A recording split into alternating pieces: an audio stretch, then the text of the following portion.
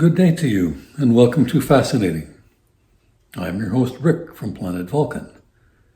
My ongoing mission on planet Earth to search for signs of intelligence and to encourage its spread.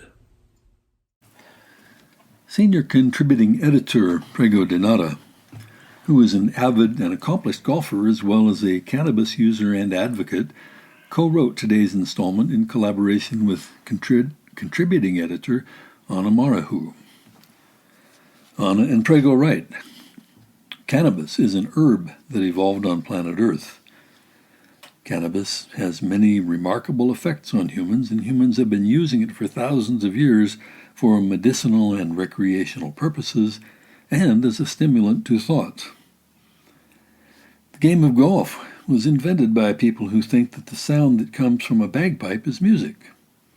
Surprisingly, considering the peculiarities of the land of its origin, this game is one of the most remarkable recreational and educational pastimes that Earthlings have yet come up with." Continue watching to see how these two topics are related. In this day and age, most of you younger people have either used cannabis or have observed your friends and acquaintances doing so. From your personal experience, you have thus discovered that most of the things you have heard from your elders and from people in positions of authority about this herb are intentional lies, or at best uninformed beliefs, that is, ignorangi, ignorance in reverse.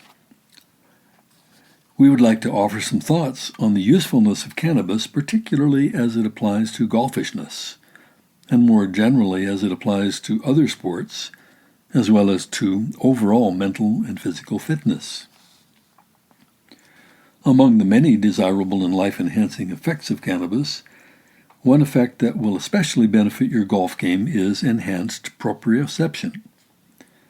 If you are not familiar with that term, it means the body's internal sense of itself and of its position and movement within the gravitational field. More on this in a few minutes. Another useful effect of cannabis is that it stimulates the ramification, that is, the branching of your thoughts. If you are in a botanically enhanced or BE state, one thought will suggest more thoughts, which in turn will suggest further thoughts, and so on in a kind of fractal tree. This turbocharged branching will lead you to thoughts that might not otherwise ever have occurred to you, and this imaginativeness can be very beneficial if you apply it to stretching, strength building, and swing development. And more generally, botanical enhancement with cannabis can be beneficial to any sort of creative thinking. Imagine how your experiences would be if you had only one eye instead of two. You would not have the depth perception that results from having two eyes. This is analogous to the results of using psychoactive drugs. Looking at the world through both unenhanced and enhanced mental states also gives you depth perception. The ramifying effect cuts both ways, of course. The sheer number of thoughts occurring to you in a BE state can sometimes overtax your ability to manage all of them, and some might fall by the wayside. We do not recommend playing a serious round of golf in a BE state. There's nothing wrong, of course, with playing in a BE state. It can be a lot of fun, and you'll probably make some really thrilling shots. But you will probably also make some really terrible shots, which can lead to a frustrating experience overall as you get sucked into trying to correct or compensate. What do we mean by serious? It means to engage fully with physical and psychological reality, which boils down to the rule, no do-overs. A do-over operates as a cushion which allows you to evade realization. In Scotland, the definition of mulligan is lying three.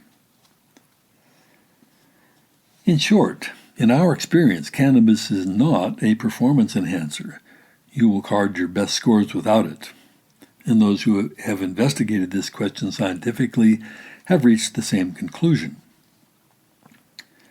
Cannabis can be, however, a practice enhancer. Lighting up the ganja will light up the proprioceptors in your muscles and joints, and you will have the ability to focus your attention on the physical sensations minutely. You can use your enhanced proprioception to attain an awareness of your swing in a way that is pretty much impossible outside of the BE state. Try it, and you will see what we mean. And a consistently effective swing must be made with the body, and not with the arms and hands. Golfing great Jack Nicklaus recommended that you think of the arms as mere connecting rods between the body and the club. And remember that putting is also a swinging stroke, just as much as any other stroke is. You can also use enhanced proprioception for more aware and thus more effective stretching and strength building. It works best if you close your eyes while you focus your attention on the internal sensations, because the visual information from open eyes will tend to distract you from the information provided by your other sensations. I invite you to take a look at the work of D. Dussault, a Canadian yoga instructor who has written a book titled Ganja Yoga, and who has posted many YouTube videos on the value of cannabis. Other titles along this line include High Yoga by Darren Zier, The Lotus and the Bud by Christopher Killam and Robin Griggs. A caveat: if you use or if you are contemplating using cannabis, I suggest you remind yourself that even a fairly innocuous herb like cannabis should be treated with respect. If you are very young, that is, still in your teens, treating cannabis with respect means realizing that the herb's effects on your still developing brain could be problematic. You might want to postpone your introduction for a few years. Even if you're not very young, it might not be for you. Look before you leap. The game of golf combines athletics and mindfulness. As golfing legend Bobby Jones put it, golf is a game that is played in a space 9 inches wide, that is, the space between your ears. It has often been referred to as the thinking person's game, although in truth, feeling has just as much to do with the game as does ratiocination. Learning to play golf is a never-ending process, and no one ever masters the game. If you open your mind to its lessons, you will gain wisdom that applies not only to the game of golf, but also to the game of life. We like to refer to this as the virtue of golfishness. For example, you learn that to achieve a goal effectively, you focus on the process and not on the goal. If you focus on process, the goal will take care of itself. But if you focus on the goal and try to force your way to it, you're letting yourself in for frustration and disappointment. This principle certainly has wide application outside of sports. Following is a brief discussion of the processes you might wish to follow if you decide to learn to play the game with enjoyment and to continue to improve indefinitely. We will leave a discussion of swing mechanics to others and talk instead about how to experience the game. Swing with rhythm. You should think of the entire swing, from backswing to transition to downswing to follow-through, as a continuous movement and not just a series of discrete positions. It's like playing music. The music happens between the notes. Remind yourself that you exist within a gravitational field and let the club swing, accelerating only gradually and without trying to control the swing path in real time.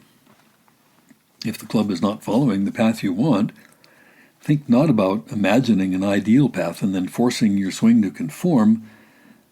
Think instead about what element of your swing mechanics you can change so that a natural path that works will emerge. Develop precision. Precision is the key to accuracy. Although we often use these terms interchangeably, they do not mean the same thing exactly. You will do well to think of precision as the repeatability of the swing, that is, the swing following the same path with the same rhythm every time. The closer you get to a precise swing, the more accurate your shots will be. Maintain soft hands.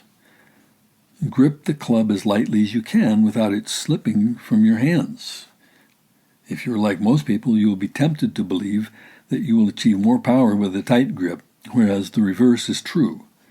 A tight grip and tight muscles in general will cause the club head to swing more slowly, and club head speed is the most important element in imparting energy to the ball. For those who are interested, and if you're not, it's okay just to remember the conclusion that club head speed is what matters. The science behind the conclusion is as follows. Energy is what you want to impart to the golf ball, and you can use the equation E equals mv squared to analyze what goes into producing the energy. If you are inclined towards mathematics, you already understand that this equation shows that both mass, m, and velocity, v, are directly proportional to the energy output, E. That is, if you increase either variable while holding the other variable constant, you increase the energy output. For example, if you add 10% to the mass, basically the weight of the club head, while holding velocity constant, the energy output increases by the same 10%. But notice the effect of the exponent that is applied to v. If you add 10% to the velocity, basically the speed of the club head, while holding mass constant, you add 21% to the energy imparted to the ball. Develop consistent timing. To achieve a precise swing, you must coordinate the lower body and upper body rotations. If the upper body rotation gets ahead of the lower body rotation, the ball will head left of the target line and probably hook. If the upper body rotation lags behind the lower body rotation, the ball will head right of the target line and probably slice. Rhythm and timing go hand in hand. Think of the swing as a graceful dance move during which you maintain balance. Adopt the proper attitudes while learning and while playing, respectively. Proper learning attitude. While you are practicing, there is no such thing as a bad shot. There is only cause and effect. It does not help you to curse and berate yourself if the shot you just made is not what you had in mind. Just notice what you did and notice what the ball did in response. Noticing is very powerful. As Yogi Berra was quoted, "It's amazing how much you can observe by watching." And your body will learn automatically from what you notice. This does not mean that the controlling decision-making part of your brain has no role in the learning process. It just means that it has less of a role than you might have suspected. Between practice sessions, and even during practice sessions, you may reflect on what you have been noticing with the goal of renewing your acquaintance with old things and figuring out new things to try with your swing. Proper playing attitude. Do not allow the controlling decision-making part of your brain to intervene in your swing. The swing happens too quickly for that brain to be of any use in real time. If you have practiced properly, you will have developed a grooved swing, which is another way of saying you have made it more precise. While playing, focus your attention entirely on the shot you are making. Banish all thoughts of anything but the flight of the ball toward your target, and let your grooved swing happen. Intelligent risk. Learn to distinguish between intelligent risk and dumb risk. Risk in a golf context refers to the variability of the number of strokes you will take. For example, you could play it safe on a particular shot to ensure that you will make a par, or you could take a chance and go for a birdie, but doing so would bring bogey or worse into play. Managing risk means learning to balance the relative likelihoods of good and bad outcomes when making a shot choice and by considering the values that are at stake. If your temperament leads you towards taking chances, the game will teach you when to rein in that impulse. If your temperament leads you towards playing it safe, the game will teach you that playing it too safe is itself a very large risk. If for you the score is not the most important measure of satisfaction, then please feel free to act according to your temperament. There are more ways than one to enjoy the game. Etiquette. There is a component of etiquette in the game of golf that is quite different from many other sports. In golf, you do not try to hinder your opponent. You only try to play your best. This is not to say that you cannot engage in good-natured needling and insults. That is one of the things that makes the game fun. Hindering or sabotaging your opponent, however, is considered ungolfmanlike conduct. If you want more information on the finer points of golf mechanics, no one has ever improved upon golfing legend Ben Hogan's 5 lessons, first published in 1957. Or read books and watch videos, or sign up for lessons with a pro. Thanks to Prego and Anna for this essay. I might take up the fascinating game of golf. I wish we had an herb similar to cannabis on planet Vulcan. Although we Vulcans do appear to have evolved some receptors that respond to the chocolate which is produced on planet Earth in a very pleasant and stimulating way. Perhaps the effect is similar to the effect Earthlings feel with cannabis. It has come to my attention that in some circles on your planet it has become fashionable to denigrate and ridicule the game of golf and those who play it. Fascinating. The reasons behind this attitude clearly have nothing to do with the game of golf per se.